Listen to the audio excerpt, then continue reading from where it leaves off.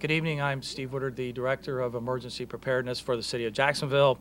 Hurricane warning remains in effect for Jacksonville. Duval County remains in a state of emergency. I'll ask Angie Agnetti from the National Weather Service to give us an update on the forecast for Hurricane Matthew. Hey, good evening. My name is Angie Agnetti, Incident Meteorologist here at the Emergency Operations Center, Duval County, for Hurricane Matthew. There's no significant change at this time in the impacts for Duval County. We're still looking for a potentially catastrophic surge along our coastline. There is uncertainty with respect to where the storm center will go. At this time, it looks like it can continue to kind of wobble its way along the East Coast as the storm tracks northward. Friday into Friday night, tomorrow into tomorrow night.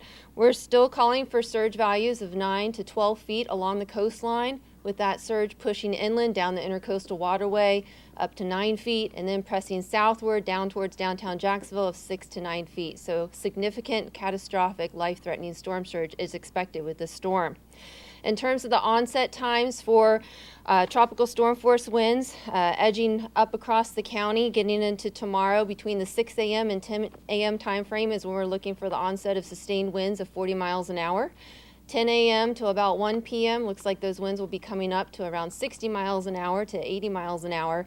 And then getting into the afternoon hours tomorrow after 2 o'clock or so, looks like when we'll have the onset of hurricane conditions along the coast.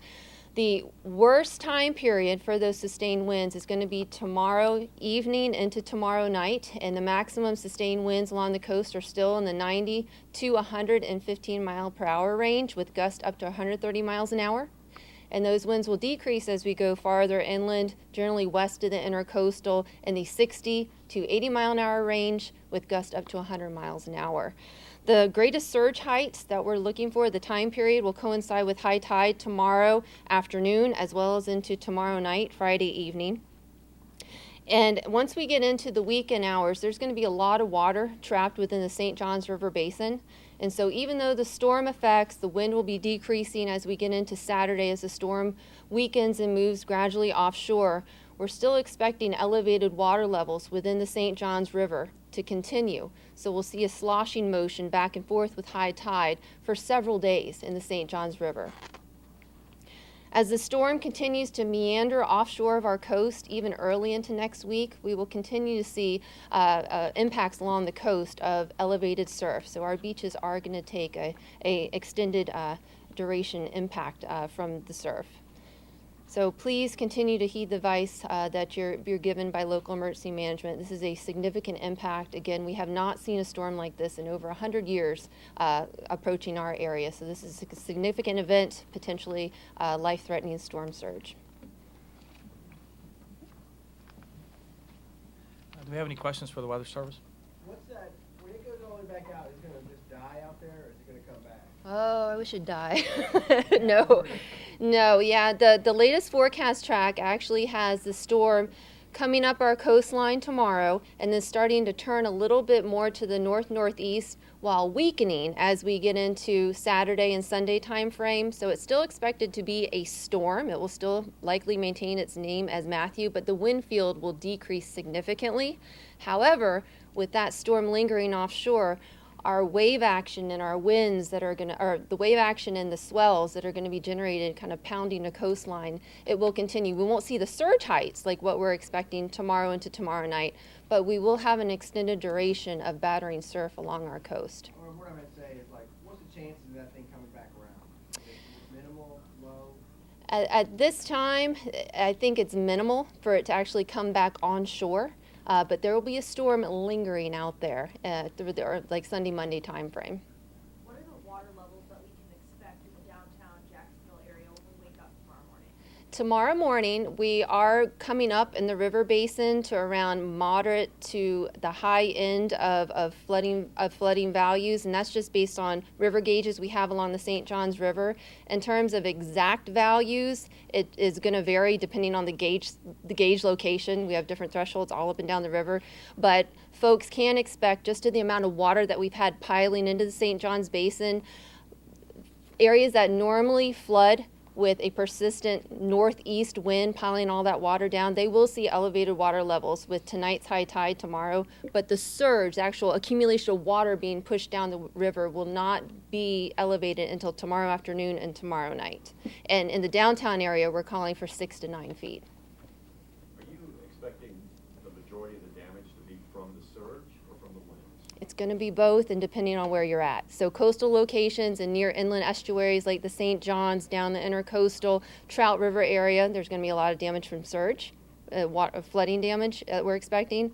But on top of that, also, there's going to be extensive wind damage as well. So farther inland, you're going to feel more effects of the wind. Closer to the beach, it's going to be surge and wind. So, and I also wanted to call attention to the fact that in addition to the water levels of 9 to 12 feet along the coast, we are still looking at incredible breaker heights of 20 to 25 feet. So that will cause significant structural damage along our beaches and our coastal communities. What's going to be the process like for you guys, the National Weather Service, obviously throughout the night and the next couple of hours? You know, I'm here, baby. 48 hours. So I will continue to brief as needed and as necessary, and in constant coordination with emergency response here. So we're riding out the event, and I'm in close contact with the home office here in Jacksonville up at the airport, as well as the National Hurricane Center. So we're one united team here, Weather Service and local emergency response officials. I know we had so many people from the coast find shelter here in downtown. I know it's hard to give like an exact answer here, but are they for the most part safe in downtown, in hotels and shelters? In terms of high-rise buildings, there is the potential for some elevated winds, and I'm going to let Director Woodard speak to the integrity of the shelters here. As you know, we have open shelters for those people who needed to do that. Other people have come into our community and are sheltering here. I heard from Angie that we are going to have some significant water and levels of tides and surge downtown. So there are some areas that we should be mindful of, particularly if we see the higher levels of that 7 to 9 foot storm surge. So we'll be closely monitoring that. We have been talking to a lot of the hotel properties and making sure that they understand what we're looking at. So. What about the high-rise buildings that you were mentioning? Is there a concern about the wind? And with those, we've seen problems with small storms here. It's not unusual if you have a hurricane of this magnitude with the really strong winds that you could see some glass that breaks and falls to the ground. So we'll be monitoring that. But that's certainly one of the hazards that we're going to see when you get a storm that has winds gusting over 100 miles an hour. Okay.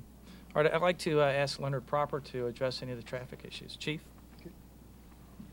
Thanks, Steve. Thanks, everybody, for coming out. We're very happy with the results of the evacuation. We feel that we provided a good ingress and egress throughout the city to get out of the low-lying areas. I know we experienced a little bit of backup in some of I-10 and some of the other intersections as it approached the west side of town, but we feel very comfortable that we provided a good evacuation route. Our message is kind of changing now, though. Our focus is shifting from the Jacksonville Sheriff's Office perspective and emergency management. The message now is simple: stay where you're at. It's time to hunker down. There's no reason to be out. Darkness is upon us. The weather will continue to deteriorate. Travel conditions will become more hazardous. So from this posture moving forward, until you hear otherwise, stay home. Stay inside your house. Don't get out. Let the emergency vehicles and public works people have access to the roads so that we can get this storm through and get the city back online so that we can provide a safe environment for everybody. So we're happy with our evacuation plan. And at this point forward, our message is to stay home, not to stay out. Thank you. We have had a fair number of our citizens who are seeking refuge in the shelters, and just want to remind people that shelters are a place of last resort. So if you are going to come to one of our shelters, you need to make sure that you bring what you'll need to sustain yourself for however long you're going to stay there. That means bringing your own bedding, pillows, blankets, sleeping bags, medicines, food, water. We'll provide what we can if it's available, but people really should plan to bring what they might need for a day or several days if they're coming to a shelter. a couple of viewers asked me, are there cops at these shelters, or when you say bedding, I mean? Right. Yeah, that's right. These really are places of last resort if people need to go there, if they don't feel safe in their homes. Really encourage people to try to find family or friends that they can stay with, a hotel if they have to drive out of the area. But bring with you what you might need. Shelters really are first come, first served basis. We'll open more as we need to if people fill those shelters. But really do encourage you to bring the things that you might need if you're going to be there for a day or so. I'd like to ask Jim Crosby from Animal Care to come forward. Thank you, Jim. Yes, we have currently 5 animal-friendly shelters open. We are currently sheltering about 150 animals in those shelters. I have animal control officers and vet tech and support staff present at all 5 of those shelters. As the night goes on, we would ask people, again, not to go out. If you have your pets at home, please keep them at home. Keep them inside, out of the weather. We have been able to work with the beaches. The animals that were formerly at the Jacks Beach shelter have been evacuated to our location on Forest Street. Forest Street is a secure, state-of-the-art facility. Our kennels are all inside, out of the wind, out of the weather. Our animals are safe. We have room to accept animals as the storm proceeds on, and we have to start doing the cleanup later.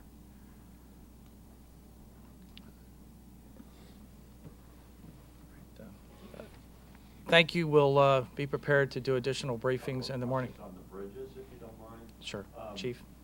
I know it's something that everybody's always asking, and I know the bridges, 40 miles per hour sustained winds is when they close.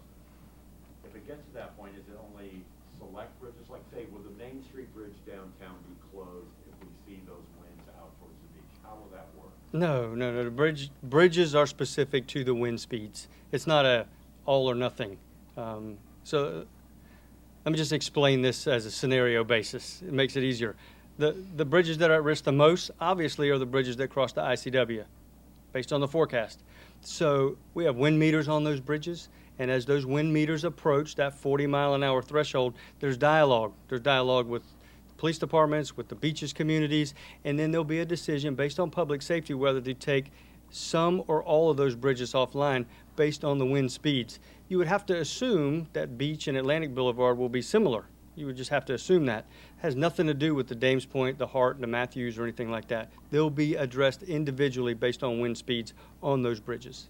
A lot of people are concerned that, because Main Street, it's not a high bridge, that will more than likely remain open so that the city won't be cut off down the middle. Yeah, I do not see a scenario tonight that all those bridges come offline. I don't see that scenario.